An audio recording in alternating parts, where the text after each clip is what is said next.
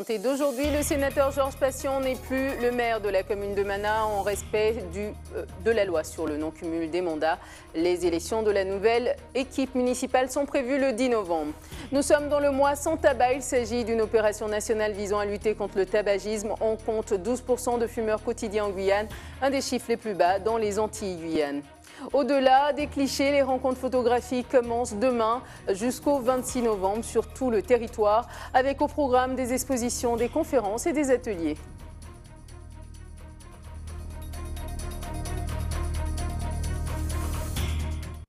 Madame, Monsieur, bonsoir. Merci de nous rejoindre sur ATV Guyane. Ce journal est aussi en diffusion directe sur notre Facebook. Aujourd'hui, 1er novembre, les catholiques fêtent la Toussaint. C'est un jour en l'honneur de tous les saints connus et inconnus. Mais pour d'autres, c'est juste un jour férié parmi tant d'autres. Un moment de répit cette année en plein milieu de la semaine. Nous vous avons posé la question suivante. Que représente pour vous la fête de la Toussaint? Voici vos réponses au micro de Gaël Wassim. La Toussaint, c'est une fête familiale. On vient voir au cimetière les défunts. On vient nettoyer, on vient remettre... nettoyer, être peinture, être joli, des fleurir, parce que ce n'est pas tous les jours qu'on vient au cimetière. Et pour eux, c'est un grand jour pour eux. On pense à eux et le premier, c'est ça. Bon, moi, je viens à Cayenne, mais des fois, c'est Saint-Laurent, c'est plus qu'il y a beaucoup de monde, parce qu'il y a... C'est mélangé, c'est génération, petit, arrière, et voilà. Eh bien, la Toussaint, c'est quelque chose de bien, une bonne chose pour le patrimoine, pour le recyclage, tout. Ça a changé beaucoup, le cimetière, et que c'est pas facile de trouver les tombes, et qu'il y a des tombes qui sont un peu collées. Donc, bon, ben, ça va, on tient le coup, j'ai déjà trouvé 2. C'est déjà encore bien, mais bon, là je cherche le 3e et après bon. Eh bien là, tout ça représente les morts pour moi. C'est ça le jour des morts. Je ne trouve pas, hein, parce que je suis venue là, j'ai pas tellement vu j'ai même pas vu la tombe de ma mère même. C'est ça que ça se trouve alors. J'ai mes nièces, tout ça, soi-disant, ils vont venir laver tombe ou pas encore les pièces. Ben c'est la fête des morts et des défunts.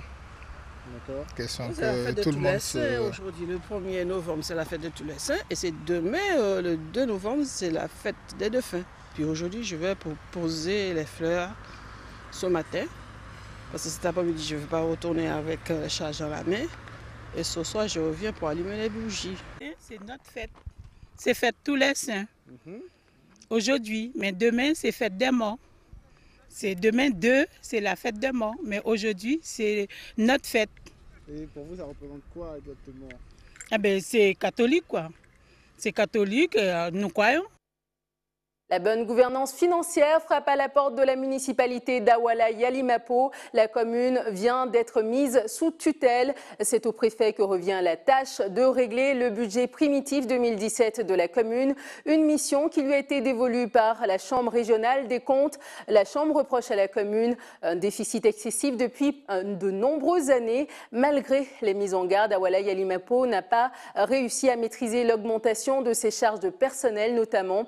Le maire a jusqu'au 31 décembre 2019 pour rétablir l'équilibre budgétaire.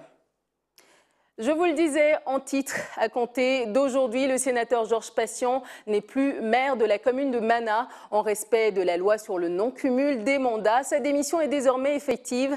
Sa première adjointe, Rosange Firmin, assurera l'intérim jusqu'aux élections prévues le 10 novembre. Le sénateur Patient quitte son poste de maire après 28 années de mandature sans interruption. Quel est son sentiment au moment de tourner une page importante de sa vie politique? Le sénateur était au micro de Gaël Wassim.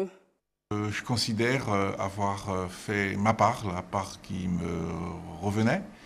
Vous savez, quand vous prenez une commune avec moins de 1500 habitants, quand vous la quittez avec plus de 10 000 habitants, vous vous dites que vous avez su la rendre attractive, pas seulement pour faire venir les gens, mais pour faire en sorte qu'ils y restent. Et la population, elle croit moins que lors des années antérieures, mais on peut considérer que chaque année, on a 2 ou 3% de plus d'habitants. Un gros pincement au cœur, de la nostalgie, de l'amertume, parce que même si on se dit qu'on y est pour un temps, que c'est les électeurs qui nous mettent, bon, c'est pas les électeurs qui m'ont retiré, mais on finit par s'attacher parce que la gestion municipale, est-ce qu'il y a de mieux? La tâche de maire, le contact avec les gens, la prise de décision, la concrétisation, construire des écoles, les inaugurer, faire venir des chefs d'entreprise, tout ça c'est du quotidien. Et là on a l'impression d'être dans le vif du sujet, dans le vif de l'action. Et là, quitter tout ça, c'est vrai, c'est pas facile. Quand on a été maire pendant 30 ans, j'avoue qu'il est difficile de se retrouver en simple conseiller municipal.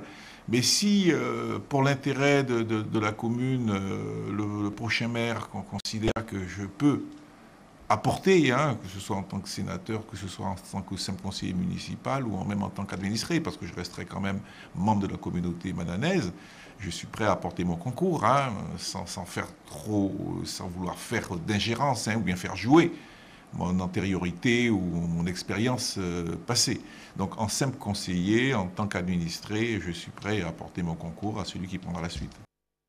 Et la phrase du jour est celle prononcée par Lynn Létard, conseillère municipale de Kourou. Je cite, « On n'attend aucun cadeau de l'État, mais des actes, des réparations pour les siècles, les décennies d'exploitation, de mépris, de répression. » Lynn Létard s'est exprimée ainsi au lendemain de la visite du président de la République. Emmanuel Macron avait créé la polémique en indiquant dès le premier jour de sa visite qu'il n'était pas le Père Noël. Le mois de novembre est un mois sans tabac. Il s'agit d'une opération nationale visant à lutter contre le tabagisme. On compte 12% de fumeurs quotidiens en Guyane, 15% en Martinique, 12% en Guadeloupe et 25% à La Réunion. La Guadeloupe et la Guyane présentent donc les taux de tabagisme les plus bas. Nous nous sommes intéressés au cas de la Martinique où 40 000 fumeurs sont recensés. Regardez ce reportage d'Alizé Lutron et de Guy Raphaël René. Chaque année, le tabac tue 73 000 personnes en France. Chez nous, 18% des 15-75 ans sont fumeurs. Comme les 3/4 d'entre eux, ceux croisés aujourd'hui souhaiteraient arrêter. Ça fait à peu près 15 ans que j'ai commencé à fumer. Des fois, on a du mal à respirer, qu'on fait du sport. J'ai 50 ans, madame. 50 ans, j'ai commencé à fumer à l'armée, j'avais 19 ans. Je me rends compte, effectivement, j'avais qu'une envie, c'est de sortir de ma chambre et griller une petite. Je comptais à la base arrêter de fumer en arrivant, mais je pense que je vais reporter peut-être encore un peu. Même si on se dit on va juste fumer en soirée ou des trucs comme ça. Et ben après on rachète d'autres paquets et puis voilà, ça va très vite, quoi. En Martinique, on fume proportionnellement moins que dans l'Hexagone. Pourtant, le nombre de fumeurs chez nous a augmenté ces dernières années, 10% en 2010 et 15% en 2014. Pour tenter d'inverser la courbe, cet addictologue est formel. Passer un mois sans tabac augmenterait les chances de ne pas replonger. Et on sait qu'au bout d'un mois, en fait, on a 5 fois plus de chances de continuer, en fait, d'arrêter de fumer. C'est en fait comme un apprentissage. Parfois, il y a des choses qu'on n'arrive pas à faire correctement. Et puis finalement, la fois d'après, on va faire attention à ça parce que justement, on sait que c'est comme ça qu'on a repris le tabac. On peut arrêter par exemple en équipe, par exemple on arrête entre collègues. S'il y a un collègue qui arrête, il y en a un autre qui s'identifie à ça. Le tabac ne tue pas systématiquement, mais les maladies cardiovasculaires par exemple qui en découlent sont nombreuses et souvent irréversibles. 2% de ceux qui tentent aujourd'hui d'arrêter de fumer se tournent désormais vers la cigarette électronique comme moyen de sevrage, bien qu'elle ne soit pas considérée comme un remède. Parce que quand on n'utilise que la cigarette électronique, on a arrêté de fumer. Il n'y a plus du tout de fumée. Il n'y a pas du tout de fumée en fait dans la cigarette électronique. Il y a ce qu'on appelle un brouillard en fait, comme un peu de la vapeur. Et donc ça limite, on va dire ça limite beaucoup les risques de santé. Après, il y a des traitements qui existent aussi, qui peuvent aider en fait, qui doublent ou triplent les chances d'arrêt du tabac. Donc il y a des traitements de substitution, comme on dit, nicotinique, c'est-à-dire qu'on va prendre de la nicotine. Et l'arrêt sera beaucoup plus confortable. Dès demain, et pour renforcer l'action des spécialistes, la caravane de la campagne Un mois sans tabac sillonnera nos communes. Chaque jour, des solutions seront apportées à ceux qui souhaitent arrêter de fumer. Depuis plusieurs années, le comité des îles de Guadeloupe travaille d'arrache-pied pour sublimer la destination. Après la saison dernière et les derniers épisodes cycloniques, l'archipel va bénéficier du transfert des escales de croisière de Saint-Martin. Une aubaine pour le secteur touristique. Hier matin, c'était au tour de la ville de Sainte-Anne d'organiser l'accueil de ses premiers croisiéristes. Reportage de Karine Diamin.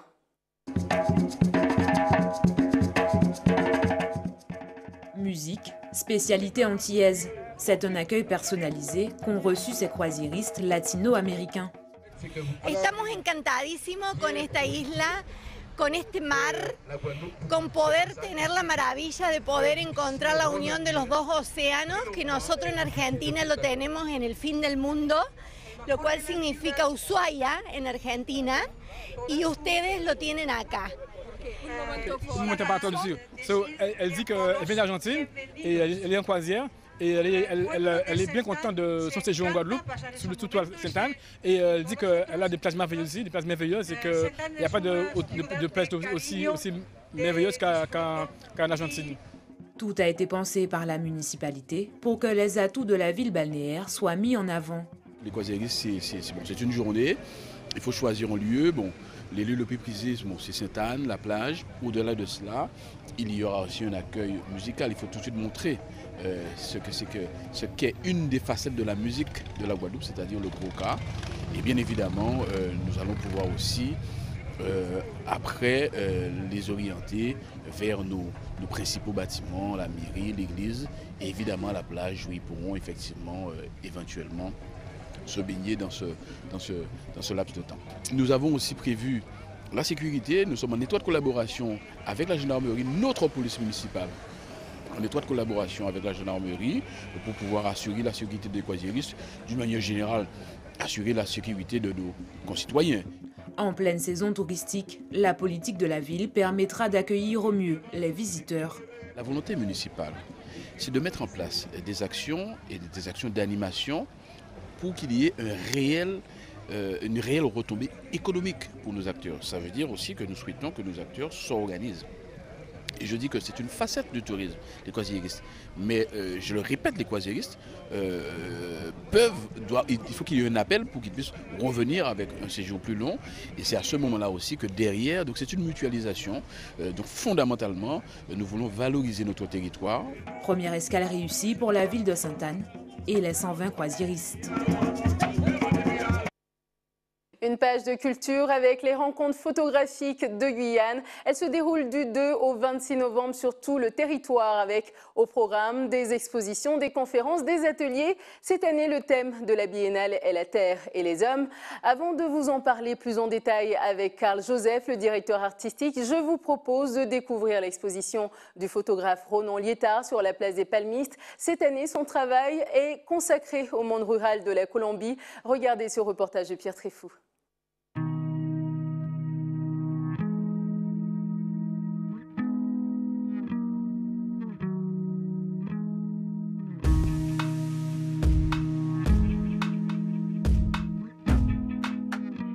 Je m'appelle Ronan Liétard, je suis photographe ici en Guyane depuis plus de 10 ans. Après des études de philo, j'ai fait une formation et j'ai découvert cette île pour moi, ce qui n'est pas une île, mais la Guyane comme un peu une terre d'asile, on va dire vraiment, qui m'a accueilli, dans laquelle je me sens bien, dans laquelle je fais tous les jours des photos sur tout type de sujet.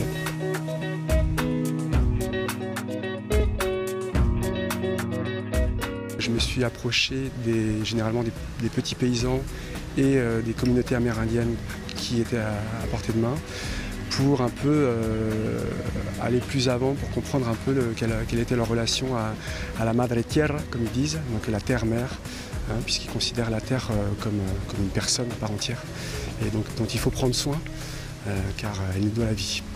Je travaille à l'émotion que je ressens, l'émotion que je recherche à partager avec les personnes que j'ai rencontrées, vers qui je suis allé, qui pour moi en fait est ce qui prime dans la relation humaine et en l'occurrence aussi là dans la relation à la terre qu'ils avaient. Ensuite évidemment je me suis focalisé à chercher aussi parmi les paysages que j'ai pu découvrir de la Colombie, qui est un pays magnifique, pour rattacher et essayer de créer un dialogue entre les personnes, donc les portraits que j'ai pu réaliser, et les paysages qui les entouraient, le monde dont ils font partie.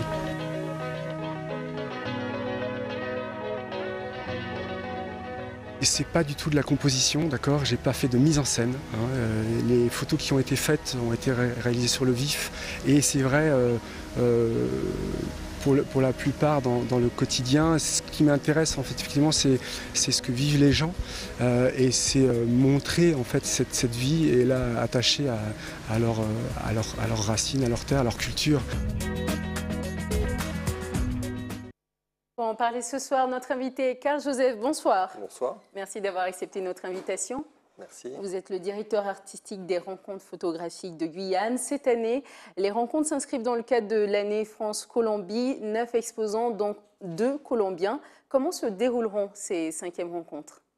Alors, ces 5e rencontres, on a choisi de passer en biennale cette année. Et donc, on a créé toute une série de résidences qui seront visibles, donc de travaux originaux qui seront visibles un peu partout en Guyane. D'avoir également une exposition patrimoniale, donc de Pierre Servin, qui sera visible au Salon de la Préfecture, et puis également tous les ateliers que nous avons fait tout au long de ces 2 ans de préparation avec les scolaires de Guyane, un peu partout en Guyane. D'avoir la Colombie au programme cette année, ça veut dire que beaucoup de photos vont tourner, notamment Ronan Liétard déjà qui a une exposition. Est-ce que ça va tourner autour de la Colombie tout au long? Alors nous avons 3 photographes qui vont nous parler pas uniquement de la Colombie, puisque l'idée c'était d'avoir une résidence croisée, c'est-à-dire que nous avons envoyé un photographe guyanais en Colombie et nous avons reçu une photographe colombienne qui a travaillé sur la commune d'Awala Yalimapo. Et nous recevons également un autre photographe, Jesus Abad Colorado, qui lui nous montrera 30 années de conflit et aussi la résolution aujourd'hui de ce conflit. Alors, les rencontres photographiques ont été lancées il y a maintenant 5 ans, avec la création par la suite d'une association, La Tête dans les images. Racontez-nous un peu les débuts de ce festival. Alors, c'était la région Guyane à l'époque qui souhaitait mettre en place un festival de photographie. Et du coup, Elisabeth Lama, qui à l'époque s'occupait du service, m'a demandé de bien vouloir avec elle mettre en place le festival. Rapidement, on s'est aperçu que c'était beaucoup plus simple de le faire porter par une association. Et donc, on a créé cette association, La Tête dans les images. Et depuis maintenant 4 éditions, on porte le festival. Alors, vous me disiez tout à l'heure que cette année, le festival devient une biennale à part entière, c'est-à-dire que sur 2 ans, des photographes partent en résidence dans le monde entier, dont Ramon Ngoueté aussi, un jeune photographe que vous avez lancé cette année. Parlez-moi-en un peu. Voilà, alors on souhaitait qu'il y ait vraiment un échange, une rencontre entre les photographes, et on souhaitait donner aux photographes un lieu en fait de création. Beaucoup de photographes en Guyane passent leur temps à chercher la commande, et ont peu le temps d'avoir ces espèces d'espaces de création, et c'est ce que nous avons souhaité faire avec Ramon Ngouet, un talentueux photographe kourousien qui sera exposé à la médiathèque de Kourou. Lui donner un espace de création et de façon à ce qu'il puisse aussi interroger son médium, la photographie. Alors vous êtes avant tout un photoreporter et en plus d'être le directeur artistique des rencontres photographiques, de nos jours, avec tout ce qu'on a comme médias, appareils photo, tablettes, on a tous tendance à croire qu'on peut s'improviser photographe. Vous, en tant que photographe professionnel, quelle est la plus-value que vous apportez ? Alors le photographe, son rôle, son boulot en quelque sorte, c'est de provoquer une espèce d'arrêt sur image. C'est-à-dire qu'on est dans un monde où on est envahi par les images.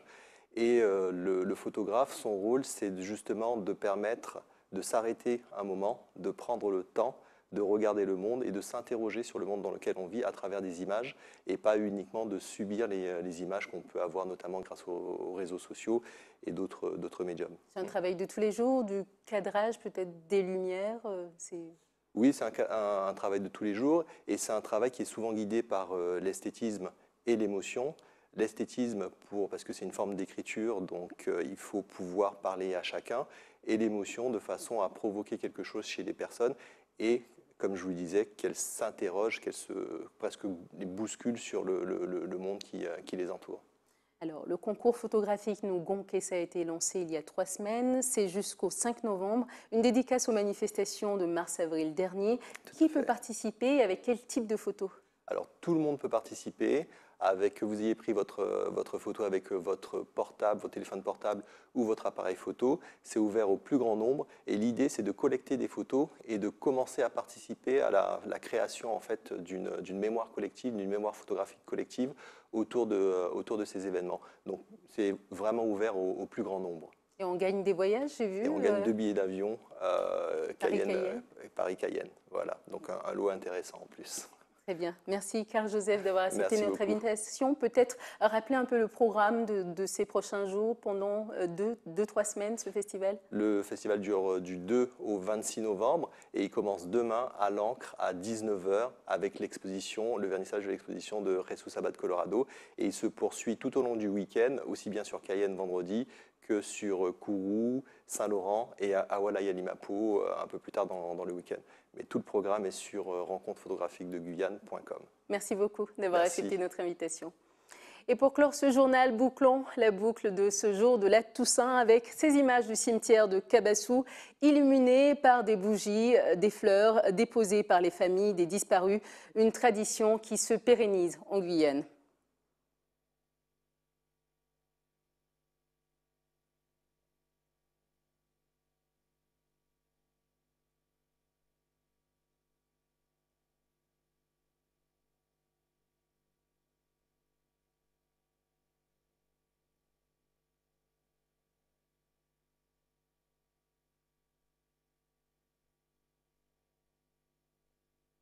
Merci de nous avoir suivis. C'est la fin de cette tranche d'information. Je vous rappelle les principaux titres.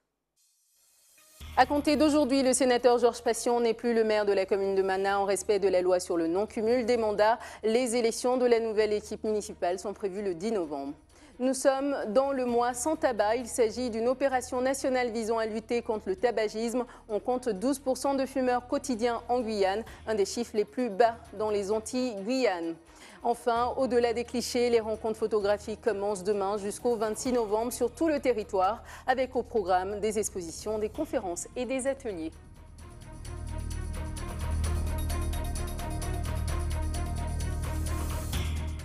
Merci de nous avoir suivis. Prochain point de l'actualité dans quelques minutes avec nos confrères de BFM TV. Quant à moi, je vous retrouve toujours demain, même heure, même chaîne. Je vous souhaite une excellente soirée sur ATV Guyane.